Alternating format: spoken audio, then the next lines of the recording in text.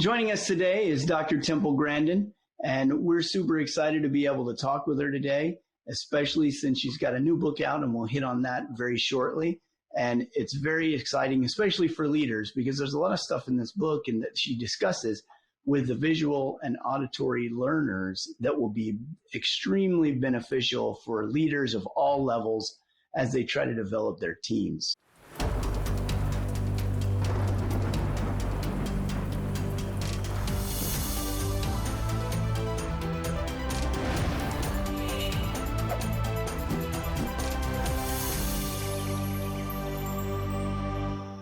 Dr. Grandin, thank you, and thanks for coming to our discussion today. It's good to be here tonight. Wonderful. Well, if I could just start us off, for those listening and watching that have never heard of you before or talked to you before, what motivated Temple Grandin, young Temple Grandin, to become Dr. Grandin and focus into the livestock industry? Well, the start in the livestock industry was exposure to it. I was raised outside of Boston, and there were not much livestock around. But when I was 15, I got exposed to cattle. At my boarding school, we had a small dairy. And then also out at my aunt's ranch, I went out left the Boston area, went out to a ranch in Arizona, and got exposed to the cattle industry. So that brings up a really important thing. Students get interested in things they get exposed to. And I tell students you need to get out and experience a whole lot of different things, find out what you like. You also need to find out stuff you don't like, because you wouldn't want to study for a long time for something you turned out you did not like. I mean, there's been students where their parents made them become a doctor, and they found out they didn't really like being a doctor. No, so that's not a good thing to do. Most definitely. Well, thank you. That's awesome. So we'll jump into talking about your book a little bit here. So thanks for sharing that little bit about your past. In your newest book, Visual Thinking, you discuss that there are basically visual and verbal, object visual, and spatial visual thinkers. Yeah, there's two kinds of visual thinking, and unfortunately, there's a lot of scientific studies where they're mixed together, which is wrong. And there's a whole chapter in visual thinking about the difference between an object visualizer like me and the visual spatial. Now, my kind of mind thinks in photographic pictures. And I absolutely can't do algebra. But the kinds of things that my kind of mind is good at are animal behavior, photography, art, and mechanics. This is really interesting. Art and mechanics go together because you can see how a mechanical device works. Now, the visual spatial, they're pattern thinkers. That's your mathematician, computer programmer, musicians. Those are the people that get degrees in engineering. But what I have found with the object visualizers, I've designed a lot of cattle handling equipment, and I've worked with a lot of people that had large metalworking shops where they'd patented lots of equipment. Most of them just had a welding class from high school, but they could just visualize how to make things. That's really interesting. I noticed you separated the two types of visual learners from the verbal learners. What are some differences between the visuals and the verbal learners? Well, verbals think in words. Verbals think in words. So when I did book Visual Thinking, I would write the initial drafts, and my thinking is very associative. It's not linear. Then Betsy Lerner, my highly verbal co-author, would smooth it out and reorganize it. So that's an example of two different kinds of minds working together in a very, very complementary way. That's really important, especially when we move into the business world, because we have all sorts of. I'm taking a lot of stuff in this book at the business world, because one of the things that motivated me to write it. So I went on a trip just before COVID, 2019, and I went to 4 places. I went to 2 state-of-the-art pork processing plants, a brand new poultry processing plant, and the Steve Jobs Theater. And the equipment in the poultry plant and in the pork plants, all of the clever machinery, most of it came from Holland. We used to build that stuff. Steve Jobs Theater, the structural glass walls came from Germany and Italy. Now, the people I worked with have retired. But what's happening? Why is this coming from Holland? That's because they've kept their shop classes. There were 2 big mistakes that a lot of our industry made. I know the most about the meat industry, so I have to use that for an example. But about 20 years ago, the company shut down in-house engineering departments where they could make equipment in a shop at the plant because it was cheaper at that time to just contract the work out just locally to metal working shops. Well, now that's coming back to bite them because the new shops are not forming because they also took out the shop classes 20 years ago. You say, and I was the kind of kid that used to go, well, tell you, put the stupid kids in shop. Well, I'll tell you, it's not the stupid kids. Object visualizing is a different kind of thinking. And if you look at a great big plant that for any kind of food, the degreed engineers would do the boilers and refrigeration, make sure the building doesn't fall down. But the people in the shop that often barely graduated from high school would make all the mechanically clever equipment, think packaging machines, and patent that stuff. That's where we're losing skills. And it's really serious. And that was one of the things that motivated me to write the book. And then I was locked up for a year with COVID. It was basically our COVID project. So I called up Betsy and I said, let's do a book. And that's what we did. Well, thank you. Thanks for doing that book. That's been very eye-opening, actually. And what did you find eye-opening about it? So that's a good question. I found that the distinction between the visual learners was the most eye-opening to me. That there are two distinct basic groups of visual learners. And there's a whole chapter on the studies that show that. Now, I did a 2-week-long book tour, and I went out and gave one of my book talks at a high school, and I talked to the principal, and he was shocked. He didn't know what visual thinking was. When I started telling him that I think about things in photos. Well, I'm the kind of kid at that school would screen out because to graduate from high school, you'd have to be passing algebra and calculus. And Correct. So I had to major in things that required less math. I had to drop a physics class. I had to drop a biomedical engineering class. But what's happened is I've done a lot of engineering work, but it's what I call the clever engineering department. And all these shop people I worked with that patented all kinds of stuff. It was a single welding class that got their business started. Or they grew up working on cars. That was the interest. And they'd start as tiny shops and then grow. That's really cool that you're talking about that because I didn't know that there were visual thinkers until I read the book. Okay, I guess you must be a verbal thinker. Well, I took your the little exam at the beginning of the book where you do the 18 questions, and I scored 7. So I got 7 out of 18. So I'm pretty in the middle, but I never thought about thinking in a visual way before. I've always thought about it in the linear verbal way because that's the way that's always presented in school. My way of thinking is not linear, but there's certain kinds of problem solving I'm really, really good at doing. I have a chapter in the book on disasters. And you see, engineers, your degreed engineer calculates risk. The object visualizer can see a risk. And let's take Fukushima for an example. The mathematical engineers did a great job of making it earthquake proof. They shook and everything was fine. But 20 minutes later, the tsunami flooded the site. And if it had had simple watertight doors, everything would have been fine. But they didn't see the water going in there and drowning the electric emergency cooling pump. Now, I can't design a nuclear reactor. All I know is if that pump doesn't run when I need it, I'm in an awful lot of trouble. It's not going to run very well underwater.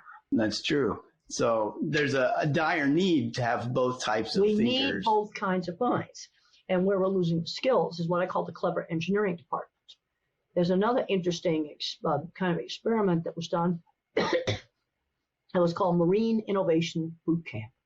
So you've got MIT trained engineers, then you got a bunch of Marines, a lot of truck drivers. Give them a pile of junk and tell them to build a vehicle. The truck drivers were actually better at doing that. The degreed engineer kind of didn't know where to start. But you need both. Let's take something like the Mars rover. Mathematicians got it there, but somebody on a workbench built the beautiful cameras because they would fit in a large shoebox. They're not very large. Somebody made those on a workbench. It's mission critical too, and they have beautiful wiring. And if you look at the selfies that the rover took of herself, and also the Chinese rover, there's beautiful hand-done wiring on both of those. Yeah, probably they did a just great one or job. two people did. Sure, probably was. From the a cameras are too small for more than one person to work on them.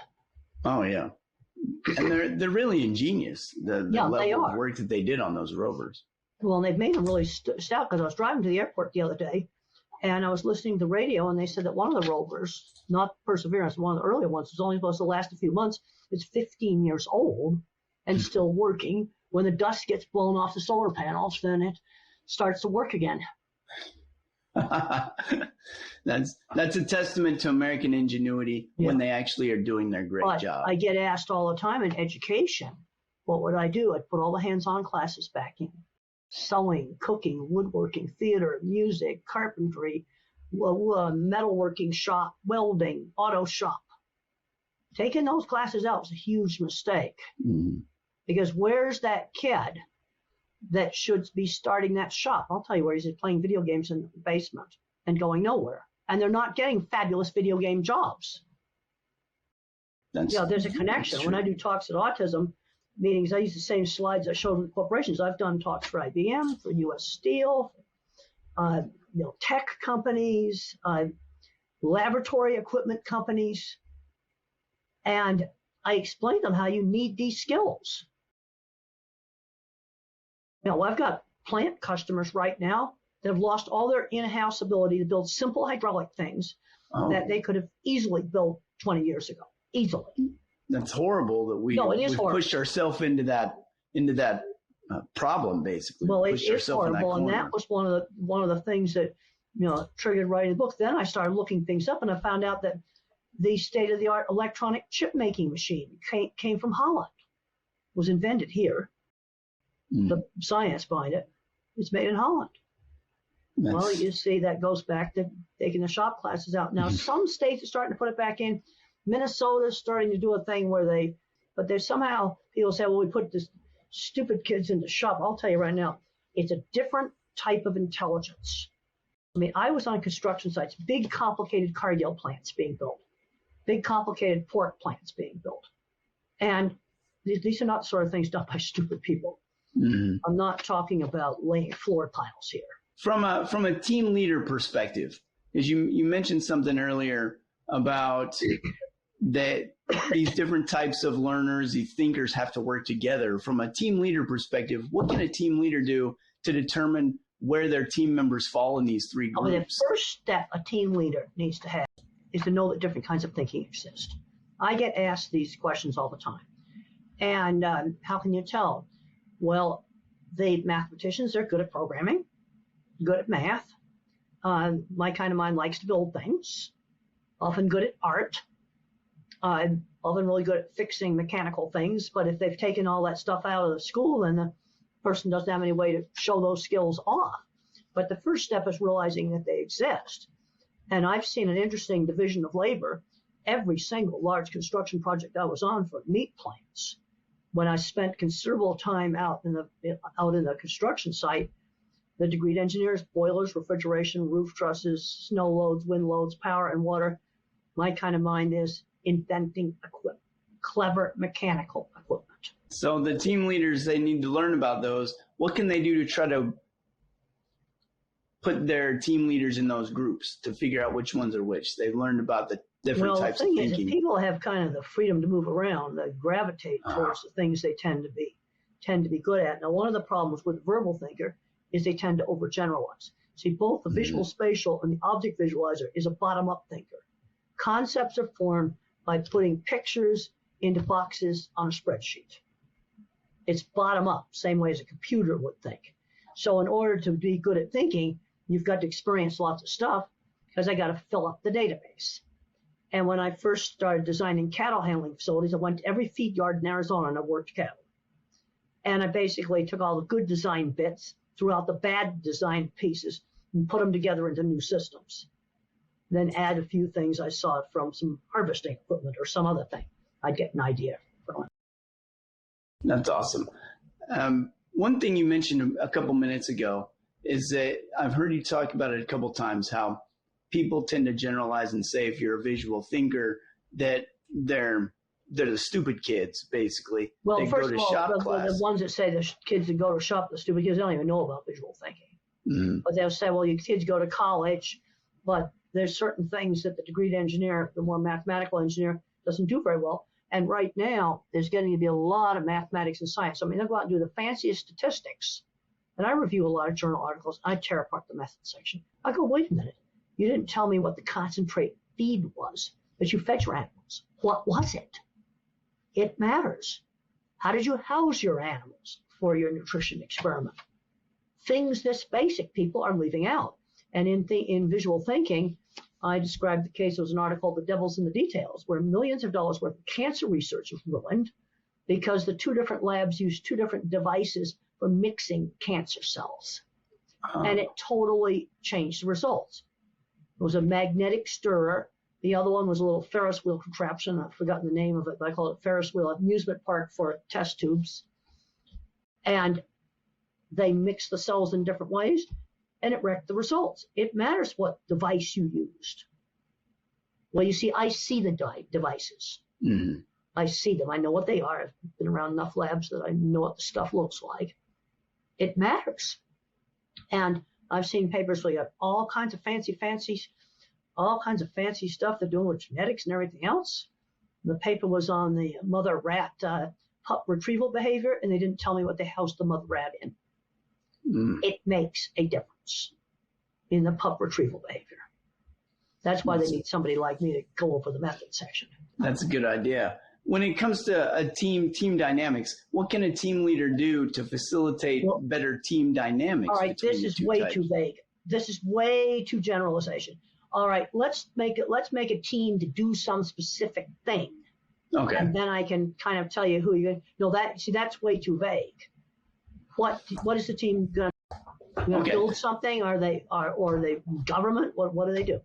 That's good. Let's go with a government team that they're formed together to find a cure for a virus. All right, which is something that was done during COVID. Mm-hmm.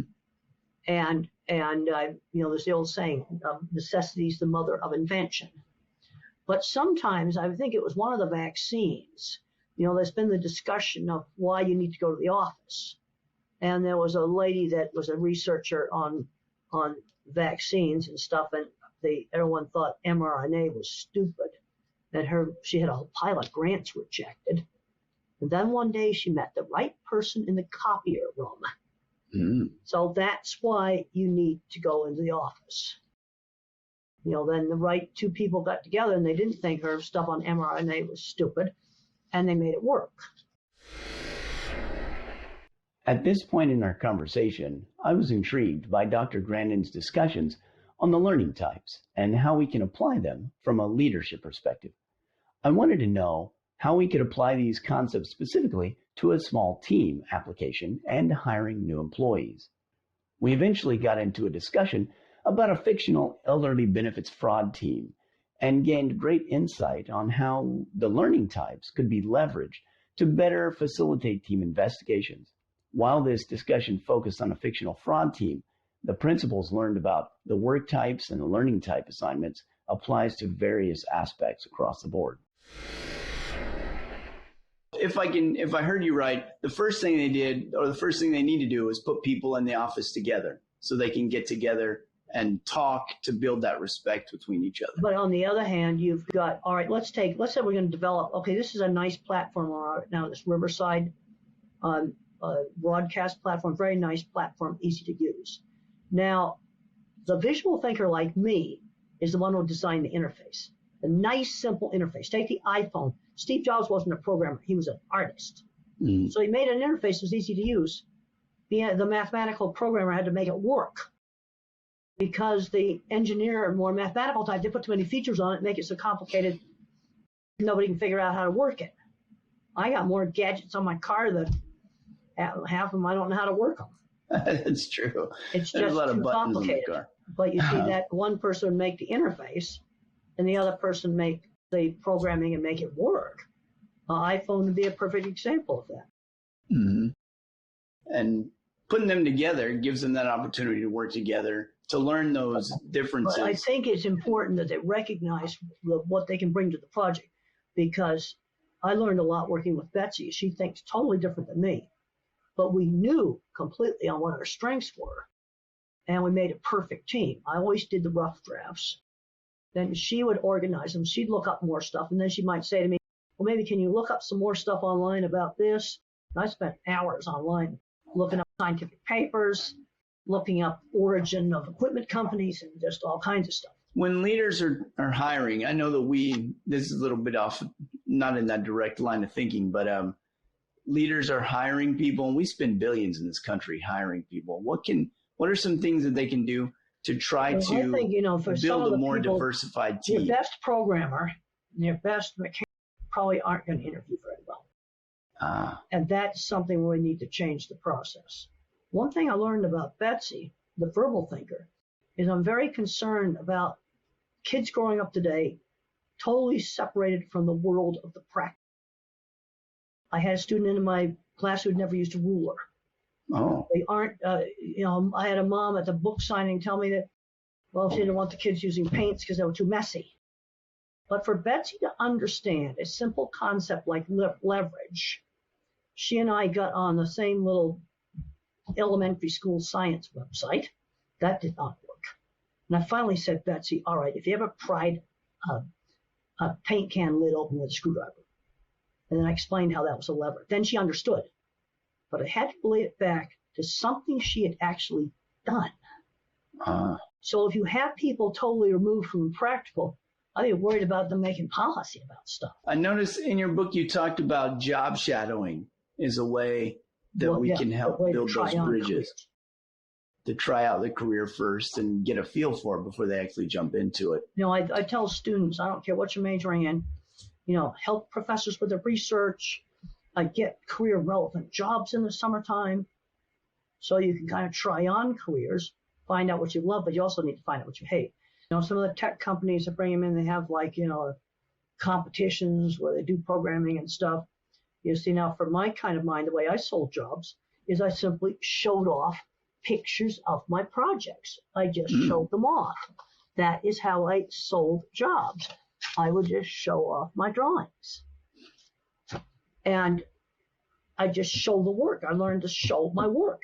That's how I sold it. Well, it's not going to do any good showing that to the HR department. That's true. But you see, let's say you see, I have to have something specific. Okay, you were doing fraud investigations.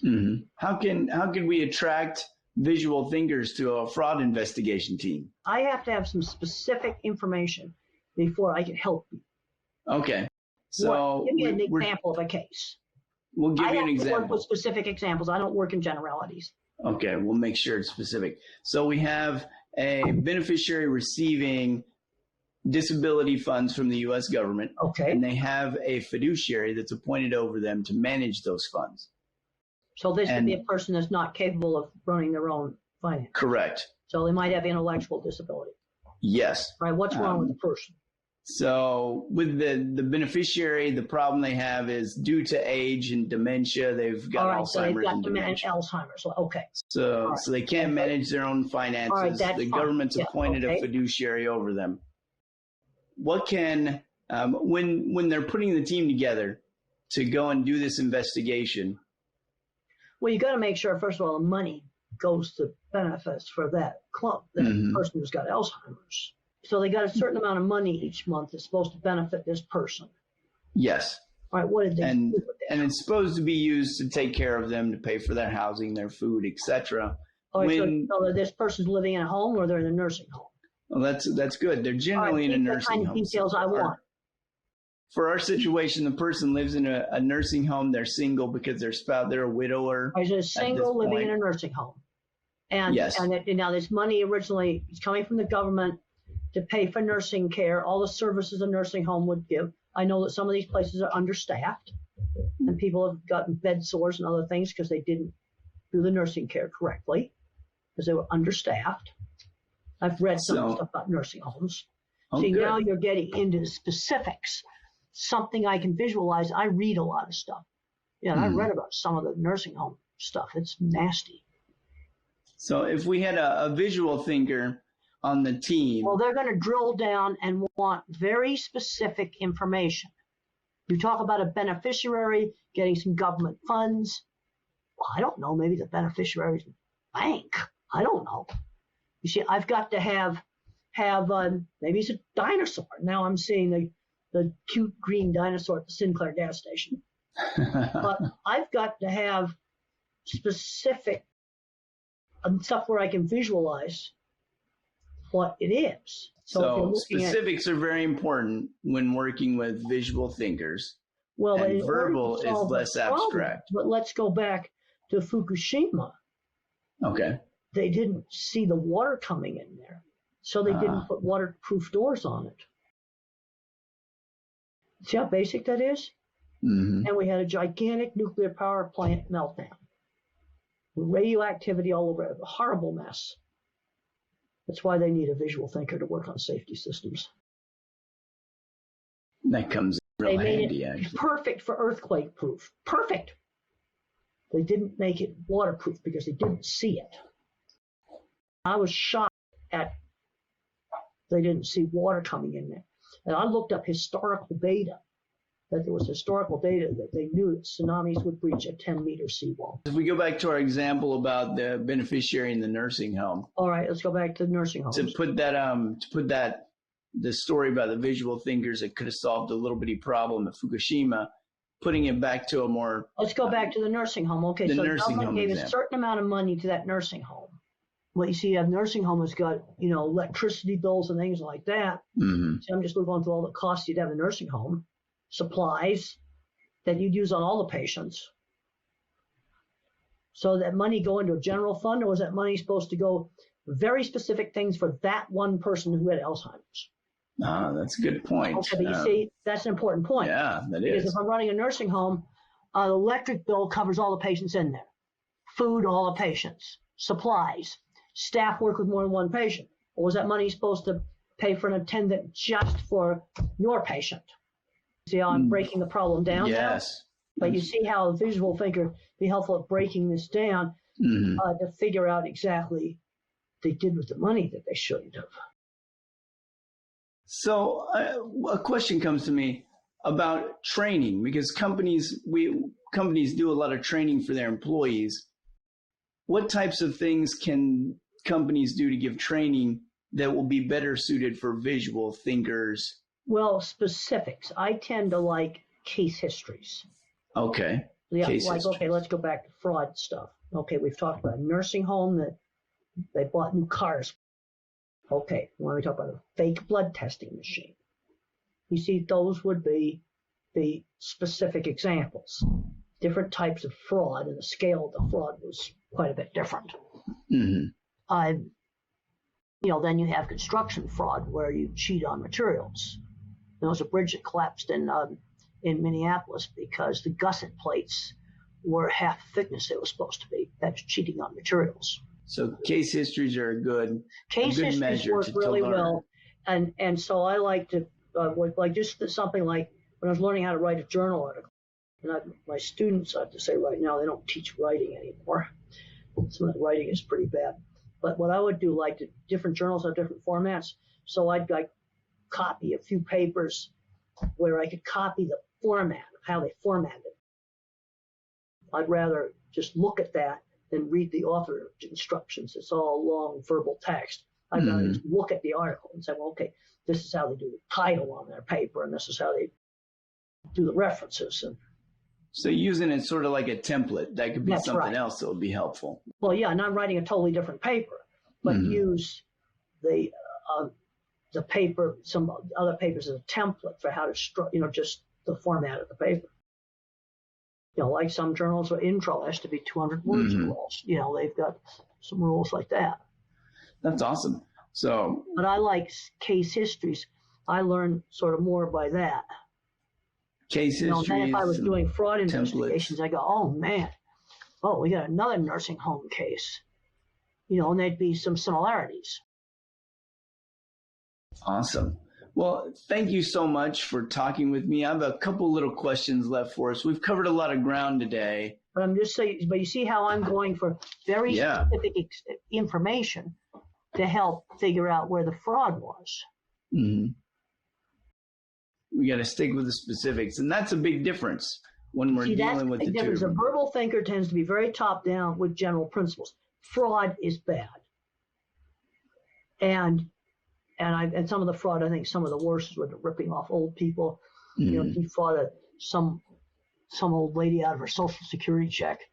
That to me is just terrible. I agree, it is. Yeah, that's the stuff I think is really terrible because it causes real physical hardship for that person. And I really relate to that. You've given me a lot to think about, a lot to write down, a lot for my review and my report. What's the legacy that Dr. Grandin wants to leave behind?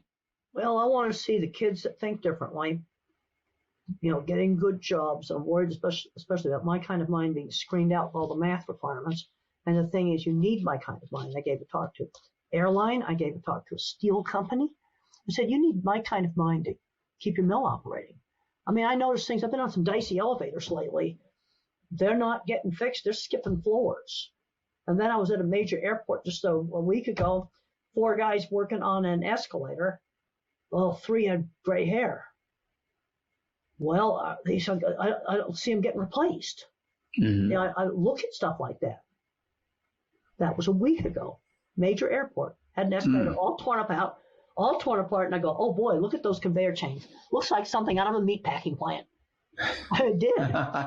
You take them all apart. And, you know, so 3 out of 4 of them were gray. Very gray. We got to do a lot more to bring flesh blood back into it. You need people to fix stuff like elevators. Also, the elevators and escalators are coming from a European company does them now. They used to be Otis's for elevators. You know, this stuff we're not making. It's going back, taking out these shop classes. It's coming back to bite us right now. We need the different kinds of minds. And mechanics for airplanes. You know, the person that's probably going to be the best at that is someone that's built custom cars. Well, thank you so much for your time. I have one last question for you today. What new projects are you working on that you'd like to share with us? Well, let me think. I'm doing a lot of talks because I'm seeing a lot of parents getting locked into labels. A kid might be labeled autistic, ADHD, dyslexic. I went back and went through all my jobs, and I'm going to estimate 20% the welders, machinery designers, and drafting people that were laying out entire factories were either autistic, dyslexic, or ADHD. Absolutely serious about that.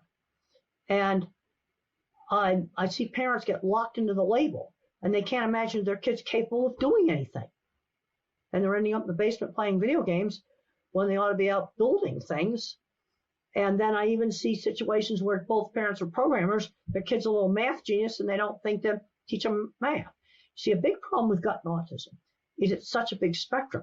You're going from Elon Musk and Einstein, who didn't speak until age 3, to somebody when they become adult, they can't dress themselves.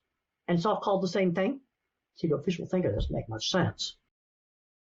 To have Einstein and somebody who can't dress themselves be named with the same condition. That doesn't make much sense. That doesn't make sense. Because the problem we've got in autism is the parents that have the very, very severe kids that you can't do normal activities like shopping and stuff. And then I see the parents overprotect, and you've got a 16-year-old fully verbal. They've never gone shopping by themselves. They're not learning any skills. Putting so much emphasis on academics, they don't learn how to do laundry and do shopping, which is really important too. But this covers this big, huge spectrum. And this is the problem. And when they grow up and they get into the business world, it ends up being a problem because people put labels on them that they're not smart enough for the job. They never end up in the business world. The kids that ought to be fixing those escalators at the airport are playing video games in the basement. There's a connection here. Or fixing a factory. Or inventing stuff. I mean, you got messes right now like the Millennium Tower. I've got to look that up. That building's probably going to have to be condemned. Till it's another 6 inches, the elevators won't work. They got $1 jillion apartments, and I want to give you 5 cents for an apartment. I don't hardly want to go in there. No, that's probably a wise thing to do. They didn't put the pilings down to bedrock, and they were on filled ground. And a visual thinker would have helped with that. Construction person should have been saying, that's crazy not to put the pilings down to bedrock. It's going to sink because it's on filled ground. Mhm. Well, thank you. Thanks so Okay. much. I really enjoyed our talk today. I've learned a lot. Talking with Dr. Grandin was truly amazing. In today's discussion, we found several hidden treasures regarding leaders maximizing team output and cohesion by leveraging the various types of thinkers on their team. Dr. Grandin shared that there are three types of thinkers: object visualizers that become artists and mechanics, spatial visualizers, which see patterns and become musicians and engineers, and then lastly, verbal thinkers that think in words in a more linear format. She also pointed out that years ago, companies shut down their in-house engineering and mechanical departments in favor of less expensive outsourcing, and schools subsequently shut down shop classes. Now, the U.S. is suffering with a lack of skilled manufacturers and inventors. Leaders need to foster environments where both types of visual thinkers and verbal thinkers can work together. She gave a great example of where these three could work and work together to help with disaster prep and response. Spatial thinkers tend to calculate risk, while object thinkers can see the risk, and verbal thinkers can employ a step-by-step mitigation and recovery plan. Drilling this down to a small team level discussion, leaders should empower the types of thinkers in various positions to plan for and mitigate all types of risk and find ways out of a crisis faster. Dr. Grandin also shared that leaders should do three things. 1. Know that there are different types of thinkers. 2. Determine where each person on the team falls. And 3. Cater or funnel people to the type of work and the positions on the team that they gravitate to and are best suited for. Additionally, she shared that bringing the people into the office is the quickest way to determine where they fall and to get a free flow of information. Lastly, she discussed that leaders could encourage and foster learning opportunities for team members by 1. Trying new ideas or tying new ideas and learning concepts to something that the team members already know and are familiar with. 2. By allowing team members the chance to work with other types of thinkers so they can learn and work and talk together and get a chance to see each member's strengths. And 3. Provide case histories for visual thinkers because the devil's in the details. If you found as many treasures as I did on this excursion with Dr. Grandin, please join me next time for our exciting season finale. I've been employing the treasures that we've found, and we will talk to those on the team that I've been leading to find out which worked well and which did not. It will also be a no-holds-barred discussion about my ability to lead. You don't want to miss this, because I don't think this has ever been done before, where leaders will publicly have members of their team tell them what they did wrong or what they did well. So don't miss it. I look forward to having you on next time on our final excursion for this season. Thank you.